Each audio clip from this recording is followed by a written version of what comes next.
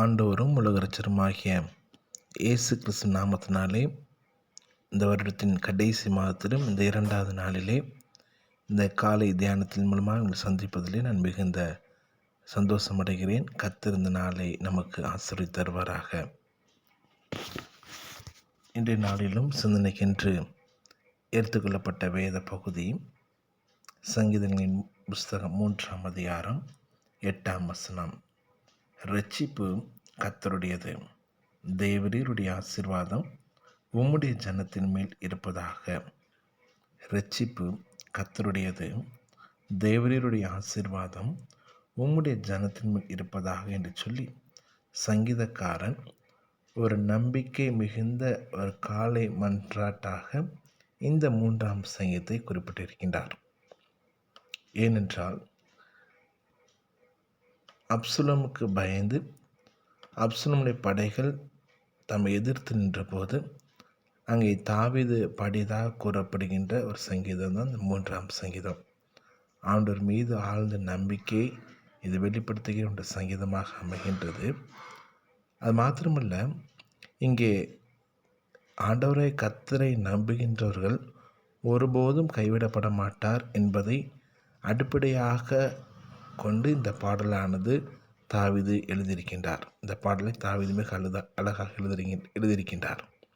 நான் படுத்துறங்குவேன், சமானத்தோடு படுத்துறங்குவேன், நான் விழித்துக் கொள்வேன் என்று சொல்லியும் அங்கே சங்கீதக்காரன் குறிப்பிடுகின்றார். அப்படி என்றால் என்னுடைய வாழ்க்கையிலே நான் ஆண்டவரை நான் நம்பியிருக்கிறேன், நான் எதற்கும் நான் அஞ்ச மாட்டேன், அவர் என்னுடைய வாழ்க்கையிலே கேடகமாக இருக்கின்றார், அவர் எனக்காக விடுதலை அளிக்கக்கூடிய தேவனாக இருக்கின்றார்.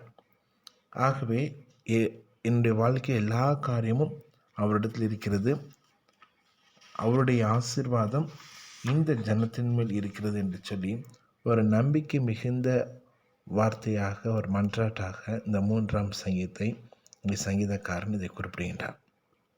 இதேபோல் தான் நம்முடைய வாழ்க்கையிலும் ஆண்டவர் இயேசு கிறிஸ்துவை நம்பி நாம் வாழும் பொழுது நம்முடைய வாழ்க்கையிலே அவர் நம்மளுக்கு இரட்சகராக இருந்து நம்முடைய வாழ்க்கையிலே இரட்சிப்பை அருளி செய்து நமக்கு வேண்டிய ஒவ்வொரு காரியங்களையும் அவருடைய சித்தத்தின்படி அவர் நிறைவேற்றுகின்ற தேவனாக இருக்கின்றார்.